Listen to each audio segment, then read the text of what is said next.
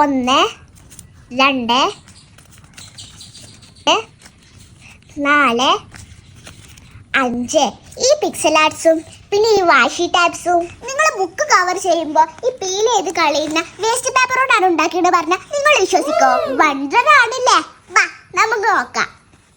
അപ്പൊ ആദ്യം നമുക്ക് ഈ സെന്ററിലുള്ള പീസ് പീൽ ചെയ്തെടുക്കാം. ഇപ്പൊ തന്നെ നിങ്ങൾക്ക് ഒരു വാഷി ടാപ്പ് കിട്ടി. ഇതേപോലെ ഓരോ കവറിനും നിങ്ങൾക്ക് കുറേ പീസ് കിട്ടും. അതെല്ലാം കൂടി കൂട്ടിയിട്ട് നിങ്ങൾക്ക് വാഷി ടാപ്പ് ഉണ്ടാക്കാം. ഇനി ഓരോ പീസിൽ കളർ കൊടുത്തിട്ടും പല പല പാറ്റേൺസ് വരച്ചിട്ടും നിങ്ങൾക്ക് ഡിഫറൻസ് വാഷി ടാപ്പ് ഉണ്ടാക്കാം. ഇനി നെക്സ്റ്റ് പിക്സൽ ആർട്ട് എങ്ങനെ ചെയ്യാൻ നോക്കാം. ഈ പേപ്പറിൽ ചെറിയ ചെറിയ ഗ്രിഡ്സ് കാണുന്നില്ലേ?